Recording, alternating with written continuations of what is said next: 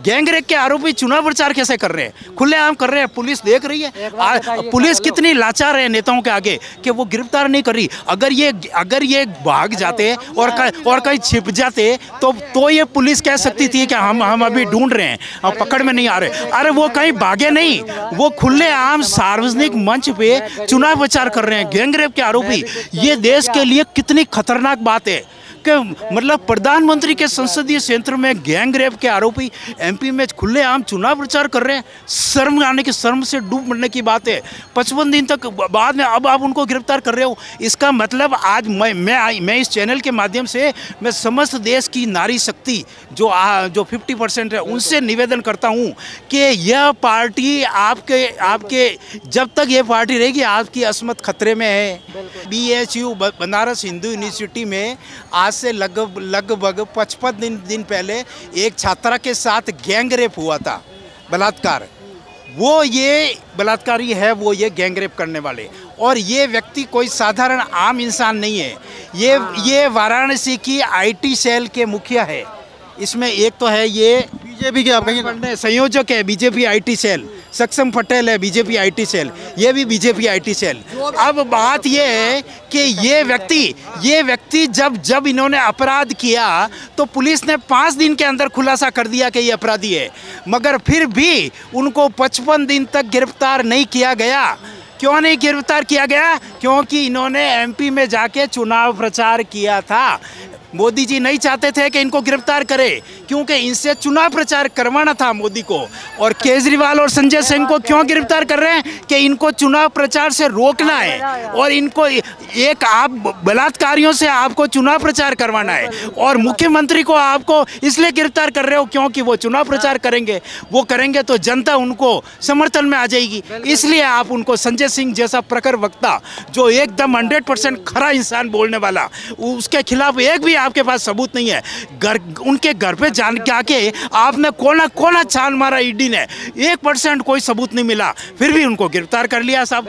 ये भाजपा वाले ये कह रहे हैं, भाजपा वाले ये कह रहे हैं कि हमारी सरकार में कोई भी हो, रेपिस्ट कोई भी हो, वो जेल के अंदर होगा। तो मैं यही तो कहता हूँ, इनको 55 आज इनको जेल में डाला है। 55 दिन बाद में इन्होंने अपराध कब किया था? नवंबर फर्स्ट वीक में। और गिरफ्तार कब हुए? अब 2 दिन पहले। इससे पहले क्या कर रहे थे? इससे पहले MP में घूम के ये प्रचार कर रहे थे। अब आप सोचो, गैंग रेप का आरोपी बीजेपी का प्रचार कर रहा है तो क्या पुलिस को पता नहीं है? नेताओं को पता नहीं है? सब मालूम है इनको।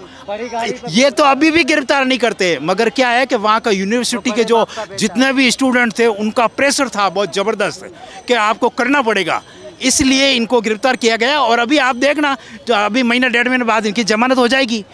कहने का मतलब संजय सिंह की जमानत नहीं होगी, मनीष सिसोदिया की जमानत नहीं होगी, इन बलात्कारियों की जमानत हो जाएगी। एक महीना 1.5 महीने आप रुक जाओ, इनकी जमानत होगी और ये चुनाव प्रचार करेंगे। अब मैं एक बात बताऊं, आज से कांग्रेस शासन में कांग्रेस शासन में निर्भया कांड हुआ था। पूरी जनता और बीजेपी के यही कार्यकर्ता सड़कों पे उतर गए। निर्भया कांड के आरोपियों को कांग्रेस ने 1 साल के अंदर फांसी की सजा दी।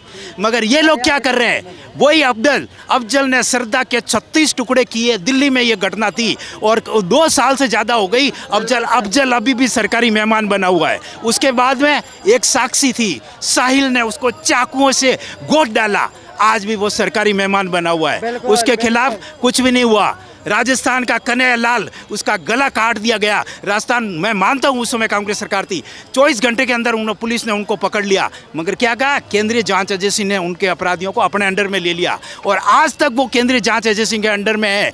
वीडियो वायरल हो गया गला काटते हुए, क्लियर कट सबूत है। और वो अपराधी बीजेपी से जुड़े हुए थे। गुलाब चंद कटारिया, जो ये वसुंधरा राजे के 2nd नंबर थी, वो बीजेपी के, उनके साथ फोटो वायरल हो गए, मगर आज तक उनको कोई सजा नहीं हुई है। अभी तक वो जेल में है। मैं ये पूछ रहा हूँ, और ये बनारस कांड हो गया। अब ये बात बताइए, क्या इनको फांसी की सजा नहीं देनी चाहिए? ऐसे बर्बर अपराधी जो इतना खतरनाक अपराध कर रहे हैं, और वो भी महिलाओं के साथ।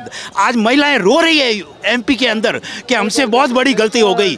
महिलाएं कहीं ना कहीं एक्शन तो हो रहा है ना बीजेपी की सरकार में भी। हो रहा है, महिलाएं रो रही है एमपी के अंदर कि हमसे बहुत बड़ी गलती हो गई। हमने लालच में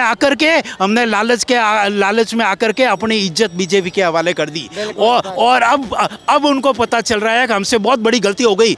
आपने देखा होगा एमपी के अंदर महिलाएं रो रही है, बुरी तरह से चिल्ला रही है कि बहुत बड़ी गलती हो गई हमसे, हमको क्या नाम है सर आपका? देना चाहिए था। अरविंद जैन।